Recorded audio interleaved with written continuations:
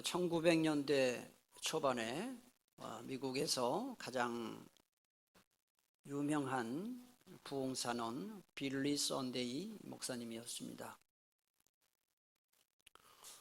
그 빌리 목사님은 미국 전 지역으로 돌아다니면서 매일 밤에 부흥 집회를 했습니다. 그 집회를 위해서 미국이지만 1900년대 초반이니까요, 거대한 천막을 이렇게 치고 그 안에서 부흥회를 했는데, 그 천막 안에 톱밥길이라는 게 있었습니다. 그게 뭐냐면 천막 입구에서부터 목사님이 설교하는 강단까지 넓은 통로를 만들고, 그 통로를 5cm 정도의 두께로 톱밥을 깔은 거예요. 그래서 그걸 톱밥길이라 그랬어요. 날씨가 건조할 때는 그 톱밥이 먼지를 막아주는 기능을 했고, 비가 많이 올 때는 바닥이 진흙탕이 되는 것을 막아주었습니다. 또 하나, 이 줄줄이 늘어서 있는 의자, 접이의자로 늘어서 있는 회중석에서부터 강단까지 나아가는 이 통로 역할을 이 톱밥길이 했습니다. 부흥회가 끝날 때쯤 되면은 이 빌리 목사님이 예외 없이 그 유명한 초청, 회심 초청을 했어요. 회심 초청. 오늘 밤에 설교 말씀을 듣고 은혜 받고 지난날을 다 회개하고 예수 믿기로 작정하신 분은 앞으로 나오십시오.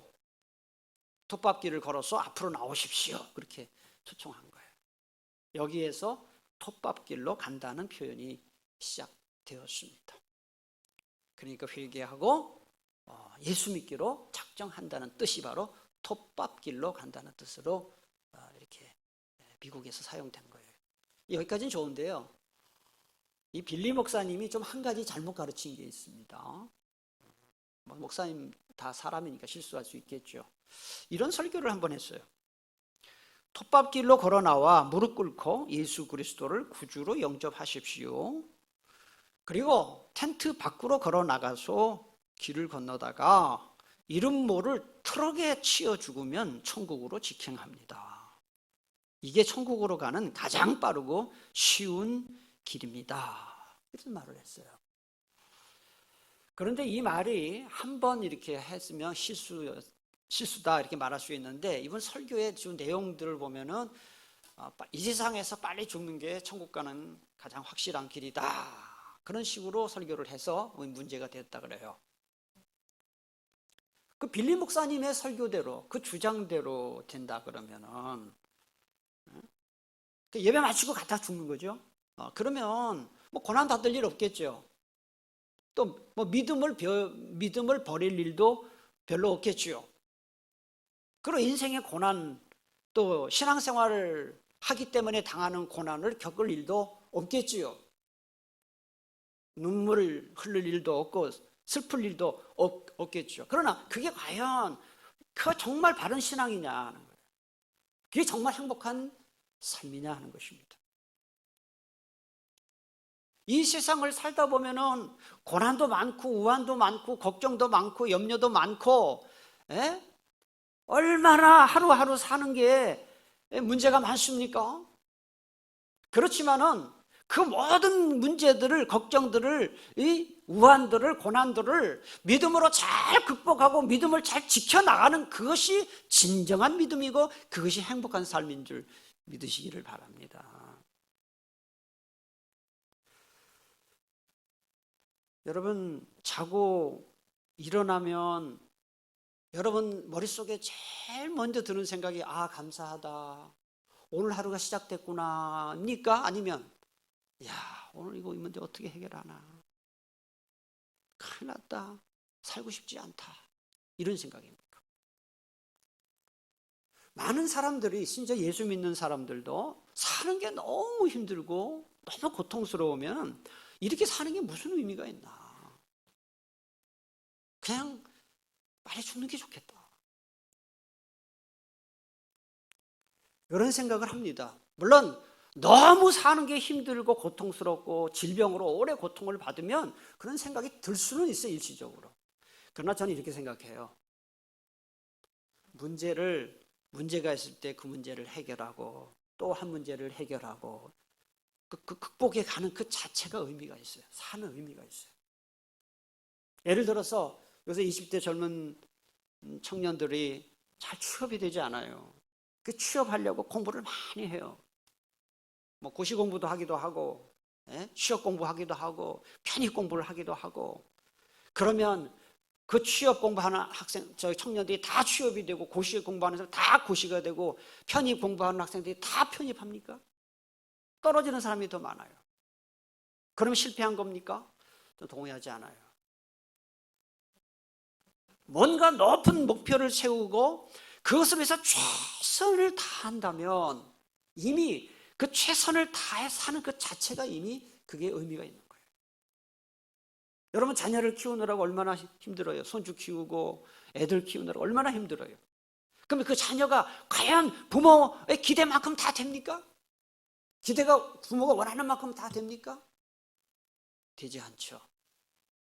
그렇지만은 그 자녀를 위해서 최선을 다해서 키우고 양육하고 기도해주고 한다면 그 자체가 이미 그 사람은 성공한 거고 그 의미가 있는 겁니다. 더군다나 우리는 다 예수 믿는 사람 아닙니까? 하나님이 우리를 보살펴 주시고 우리를 인도해 주시는 것을 믿는 사람들 아닙니까? 여러분 삶이 아무리 힘들고 어려워도 절대로 낙심하거나 삶을 포기하거나 우울증에 걸려 살거나 내일 일을 염려하거나 이렇게 살지 말고 하루하루 주님께 맡기며 주님이 나와 동행하심을 믿고 주님의 사랑하심을 믿고 주님께 모든 것을 맡기고 주님과 통행하며 사시기를 축복합니다. 오늘 부활주일입니다.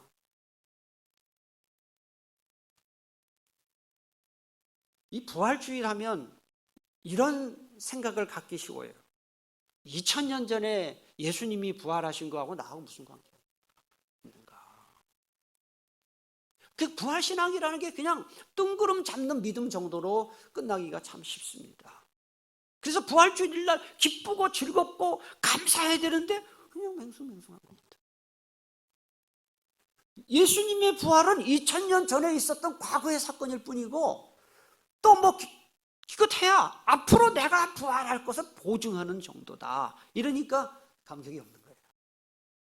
지금 나의 삶에 예수님의 부활이 무슨 영향을 미치고 있는지, 주님의 부활이 나와 지금 어떤 관계가 있는지를 모르니까 주님의 부활이 전혀 감격이 없는 것이죠. 과연 그럴까요? 오늘 설교 말씀의 제목대로 예수님의 부활은 현재 진행. 지금도 예수님의 부활이 나의 삶에 지대한 영향을 미치고 예수님의 부활이 나와 함께하고 있다는 것을 오늘 말씀드리려고 해요. 세 가지 점에서 그렇습니다.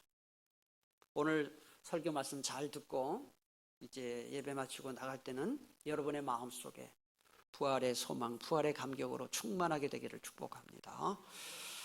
첫째로 과거에 부활하신 예수님의 부활 능력은 지금 사람들을 중생시키고 변화시키는데 계속 작용하고 있다 하는 점에서 예수님의 부활 능력은 현재 진행형이에요. 여러분 중생한다, 거듭난다 하는 표현을 쓰잖아요. 영어로는 born again입니다. 다시 태어난다. 이게 뭐지요? 하나님의 진노의 대상인 죄인으로 태어난 사람의 영혼 속에 하나님께서 새 생명의 씨앗을 심어주셨다 하는 것이 그게 중생이에요. 그래서 중생을 다시 말하면 죽음에서 생명으로 변화되는 것. 그게 부활 아닙니까? 여러분은 어쩌면 매일 부활을 경험하고 있습니다. 왜요? 잠잘 때 아무것도 모르고 자잖아요. 죽은 것 같잖아요. 잠잘 때 뭔가 알면 이게 병든 거거든요. 잠잘 때 죽은 듯이 자고 또 일어나잖아요. 일종의 그것도 부활이에요. 우리가 예수 믿을 때 우리가 영적으로 죽었던, 사망했던 우리가 예수 그리스도를 나의 구세주와 주님으로 믿고 영생을 얻고 우리가 구원을 받았을 때 죽음에서 생명으로 이게 변화된 것, 이 자체가 영적 부활이다. 그런 점에서 우리는 이미 구원받을 때 영적 부활을 경험한 사람들이에요. 우리는 부활을 이미 경험한 사람들이에요. 우리는 예수님이 2000년 전에 부활하신 것을 믿고 있는데 과거에 부활하신 부활의 능력이 중생을 통해서 계속해서 우리에게 부활의 능력을 부여하고 계시는 겁니다. 그래서 오늘 본문 말씀해 보니까 누구든지 그리스도 안에 있으면 새로운 피조물이라. 이전 것은 지나갔으니 보라, 뭐가 됐다 그랬어요? 새 것이 되었다. 여러분, 예배 오셔서 기도하고 찬송 부르고 특히 설교 말씀을 듣고 이 설교 말씀을 들을 때 여러분의 눈에는 보이지 않지만 부활하신 주님의 생명이 여러분의 마음을, 상처받은 마음을 어루만지고 치유하시고 또 여러분이 식었던, 냉랭하게 식었던 그 마음 속에 이 말씀을 통해서 다시 한번 믿음을 불러일으키고 뜨거운 믿음으로 변화시키는, 이것이 다 일종의 영적 부활이에요. 오늘도 이 새롭게 하시는 역사가 예배 중에, 말씀 중에 있게 되기를 축복합니다. 스프링을 우리가 가끔 이렇게 누르는 경험을 하는지 모르겠어요. 스프링을 누를 때 어느 정도까지 누를 수 있지만 계속 누를 수는 없습니다. 손을 떼야 됩니다. 왜 그렇습니까? 스프링을 계속 누르다 보면 이 스프링 압력이 내 손에 가해져서 손을 다칠 수가 있습니다. 어느 순간 오래 누르면 누를수록 튀어버리죠. 우리의 마음속에서 일어나는 죄악도 그와 같습니다. 우리가 절제하고 금욕해서 어느 정도 죄의 유혹을 누를 수는 있어요. 그래서 어떤 때 보면 거룩해 보여요. 여러분들도 예배당에서 예배 드릴 때 다 그렇게 보이잖아요. 그럴듯해 보이잖아요. 그런데 계속 그럴 수가 없어요. 우리의 마음은 죄 공장과 같습니다. 죄 공장. 여러분, 공장문을 닫아야 물건을 생산을 하지 않을 수 있는 것처럼 죄악문을, 이 죄 공장인 우리의 마음이 죽어야 다시는 죄 짓지 않을 수 있는데 그 옛사람을 죽이는 방법이 그렇게 쉽지 않습니다.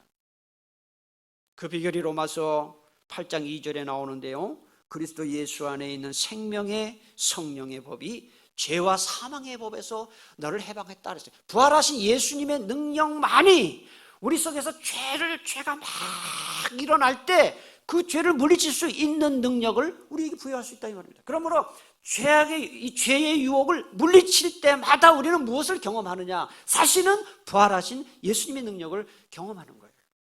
여러분, 지난 한 주간 사시면서 뭔가 죄가 되는 일을 하고 싶은데 그것을 그래도 믿음으로 이기고 그런 일이 혹시 있습니까?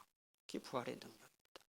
여러분의 삶에서, 여러분의 삶 속에서 이 죄의 유혹을 부활의 예수님의 능력으로 그런 극복하는 그런 경험과 체험이 점점 더 많아지게 되기를 축복합니다. 과거에 부활하신 예수님의 부활 능력은 둘째로 그리스도인들이 날마다 성화되는 삶을 살도록 촉진시키고 증진시키는 데서 나타납니다. 여러분, 예수 믿는 사람들이 구원받은 다음에 죽을 때까지 가장 힘써야 할 것을 하나만 뽑으라. 구원받은 이후에 우리가 가장 힘써야 할 것을 하나만 꼽으라 그러면 뭐냐? 예수님 닮아가는 거예요. 날마다 예수님 닮아가. 그걸 바꿔 말하면 성화라 그래요. 성화. 그러니까 죄는 죽이고, 그 다음에 탐욕은 죽이고, 마귀의 유혹은 죽이고 경건과 거룩을 살린다는 의미에서 이 성화가 일종의 부활이에요. 부활. 그런데 문제는 이게 내 결심과 내 노력만으로 되지 않는다는 거예요. 예수님 닮아야지. 그런다고 됩니까? 예수님의 부활 능력이 우리에게 임할 때 성화될 수 있는데 부활하신 예수님의 영이 뭐냐? 우리 속에 계신 성령님이에요. 성령님. 그래서 성령님을 다 의지하고 살아야 우린 부활의 능력을 경험할 수 있고 성화되는 삶을 살 수가 있습니다. 많은 사람들이 구원받는다 그러면은, 구원이라고 하면은 예수 믿을 때 받는 구원만 생각해요. 그건 과거적 구원이에요. 현재적 구원이 있어요. 빌립보 2장 12절을 말씀합니다. 현재적 구원에 대해서 항상 복종하여 두렵고 떨림으로 따라합시다. 너희 구원을 이루라. 구원 받았는데 무슨 구원을 이룹니까? 날마다 예수님을 닮아가라는 거예요. 성화. 제가 요즘 요한계시록 설교를 하고 있는데, 요한계시록 그 주석을 쓴 가장 탁월한 학자가 그레고리 비일 박사인데요. 그분이 쓴 그 책 제목이 제 마음에 참 와닿았어요. 그 제목이 뭐냐면 우리는 우리가 섬기는 자를 닮는다, 이런 제목이에요. We become what we worship. 우리는 우리가 섬기는 자를 닮는. 제가 책 읽지는 않았지만 제목만 봐도 은혜가 되더라고요. 10대 그 소녀들이, 그 우상들이 있잖아요. 오빠 그런 거 있잖아요. 그 오빠들이 있다고요. 요새 BTS지요. 그 10대 소녀들이 오빠 하면서요, 자기 방에다가 그 오빠만한 실제 크기만한 그 사진을 이렇게 걸어놓기도 하고, 그리고 그 오빠가 좋아하는 음식을 먹기도 하고, 오빠처럼 헤어스타일도 하고, 그 닮아가려고 노력을 해요. 오빠 말투대로 그 말도 하고. 우리가 섬기는 예수님이 어떻게 생각하시나, 예수님이 어떻게 말씀하시나, 예수님의 생각을 닮아가고, 예수님의 말을 닮아가고, 예수님의 삶을 닮아가는 것이 사실은 정상입니다. 그게 성화예요. 제가 지난 주간, 고난주간 이렇게 지나면서, 또 특별 기도회 말씀을 준비하면서, 또 부활주일 설교를 계속 준비하면서 가장 저에게 속에서, 내면에서 일어난 고민은 딱 하나입니다. 나는 왜 나이가 이렇게 점점 한 살 한 살 먹어가는데 주님을 더 닮아가지 못할까? 나는 왜 예수님을 이렇게 닮아가지 못할까? 가만히 내 속을 들여다보니까 예수님 닮은 게 별로 없더라고요. 너무너무 고민이 되더라고요. 왜 나는 이렇게 세월이 흐르는데도 뭐 풍기는 인상이나 또 내 속의 마음이 왜 예수님을 닮아가지 않을까? 그게 너무너무 괴로웠어요.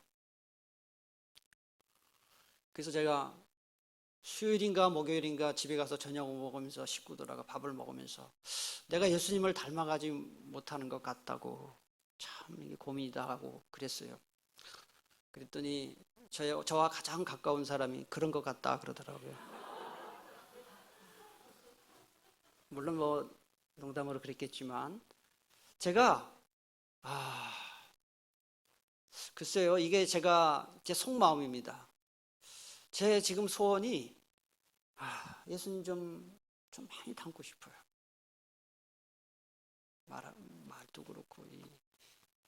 제가 기도를 하는데, 요새 우크라이나 기도를 하는데 나도 모르게 하나님, 벼락 맞아 죽을 놈이 저 러시아에 있는데 저 푸틴 같은 놈들은 왜 하나님 가만 놔두냐고, 이런 기도를 제가 하고 있더라고요. 그런데 갑자기 또 드는 생각이, 주님께서, 성령님께서 너도 벼락 맞을 짓을 많이 한다. 그런 생각이 들면서 그렇다는 생각이 들었어요. 그 사람이나 나나 겉으로 볼 때는 차이가 많은 것 같지만 주님이 보실 때는 그럴 수 있겠구나. 사랑하는 교회 여러분, 예수님 닮아가시기를 축복합니다. 예수님 닮아가야 됩니다. 예수님을 닮아가고자 하는 그런 마음이 전혀 없이 그냥 예배 참석하고 빠짐없이 참석하고 또 뭐 교회 봉사, 여러분 교회 봉사 많이 하잖아요. 죄송합니다. 잘못하면 자기가 좋아서 하는 일일 수 있어요. 저 좋아서 하는 일이라는 거지. 우리 주님, 우리 하나님은 우리에게 무엇을 기뻐하실까요? 우리가 막 헌신적으로 희생을 하고 거액의 헌금을 갖다 바치고 그 몸을 살피지 않고 막 교회 봉사하고 그것을 더 기뻐하실까요? 저는 그렇지 않다고 봐요. 우리 주님이 우리에게 원하시고 더 기뻐하시는 게 뭐냐? 예수님을 닮아가는 모습을 보고 싶어 하는 거예요. 왜 교회에서는 이렇게 말도 다른 사람한테 은혜롭게 하고 상냥하게 하고 그러는데 왜 자기와 가장 가까운 사람에게는 또는 자녀들에게는 그 말을 이렇게 막 합니까? 함부로. 가정에서 자녀에게 만만한 사람에게 말하는 게 그 자기의 모습이에요. 오늘 부활주의를 맞이해서 정말 주님을 닮아가는 모습이 우리의 삶 속에 더 많이 나타나게 되기를 축복합니다. 예수님 닮고자 하는 관심이 있는 사람이 길거리에 휴지를 주울 때 이렇게 거룩한 일이 되는 겁니다. 주님을 닮아가는 일이 전혀 무관심하고 없는 사람이 뭐 설교를 하거나 열심히 교회 봉사하는 것은 죄송하지만 자기가 좋아서 하는 일이 될 수 있어요. 오늘 부활주의를 맞이해서 제 자신부터 제가 회개를 하고 여러분에게도 권면합니다. 주님 닮아가시기를 축복합니다. 그게 바로 부활의 능력을 경험하는 길입니다. 마지막 셋째로 과거에 부활하신 예수님의 부활 능력은 기도 응답의 보증과 근거가 됩니다. 우리 모두 기도할 때마다 마지막으로 어떻게 기도를 마무리합니까? 예수님의 이름으로 기도하잖아요. 그 이유가 뭘까요? 그전에는 감히 성부 하나님께 나아가서 기도할 수 없었어요. 제사장을 통해서만 기도할 수 있었어요. 구약성경, 구약시대에. 그러나 예수님께서 십자가에 못 박혀 돌아가시고 테텔레스타에 다 이루었다라고 말씀하신 순간 지성소와 성소를 가로막고 있던 예루살렘 성전의 휘장이 위에서 아래로 쫙 둘러 찢어졌다 했어요. 무엇입니까? 이제 누구나 직접 하나님께 나아갈 수 있게 되었다. 예수님의 이름으로, 부활하신 예수님의 이름으로 누구나 나갈 수 있게 되었다. 그게 바로 부활하신 예수님이 우리에게 주신 위대한 선물입니다. 히브리서 7장 25절을 말씀합니다. 그러므로 자기를 힘입어 하나님께 나아가는 자들을 온전히 구원하실 수 있으니 이는 그가 항상 살아계셔서, 따라합시다, 그들을 위하여 간구하심이라. 예수님이 지금 우리를 위해서 하는 일이 뭐냐? 간구하고 계신다. 교우님들 중에 이렇게 큰 어려움을 당한 분들이 계시는데 다 그렇진 않지만 그래도 대부분이 그 어려움 당하면은 목사에게, 저에게 또는 우리 부목사님들 또는 전도사님 또 기도 많이 하시는 분들에게 기도해달라고 부탁해요. 가끔 이렇게 예배 시간에 만나고 나갈 때 그런 인사를 가끔 하시는 분들이 계셔요. 목사님 힘들고 어려울 때 목사님이 나 위해 기도해 주시는 것을 생각하면 참 힘이 나요. 그런 말을 해요. 근데 저도 그래요. 제가 목회하다가 또는 살다가 어려운 일을 당할 때 마음이 막 이렇게 좀 힘들 때 나를 위해 기도하는 교우님들의 모습을 생각하면 또 힘이 나더라고요. 누가 나를 위해 기도하고 있는지 대충 알거든요. 누가 기도하지 않는지는 모르지만 누가 나를 위해 기도하고 있는지는 알거든요. 제가. 그래서 힘이 나요. 그러면서 이런 생각이 들었어요. 누군가 사람이 나를 위해서 기도해줘도 이렇게 힘이 난다면 우리 예수님이 나를 위해 기도하고 있다면 이게 얼마나 큰 힘이 되는 것이냐 하는 것입니다. 부활하신 예수님께서 승천하셔서 하나님 보좌 우편에 앉아서 지금 하고 계시는 일 중에 하나가 뭐냐? 우리를 위하여 간구하신다고 했습니다. 여러분 기도할 때 여러분 혼자 기도하는 게 아니라 예수님이 같이 기도하고 계셔요. 그걸 아셔야 됩니다. 그걸 믿는 사람이 힘있게 기도할 수 있습니다. 구소련 공산주의가 막 기승을 부렸던 1950년대에 소련 공산당 기관지인 프라우다지에서 이런 글을 썼던 적이 있어요.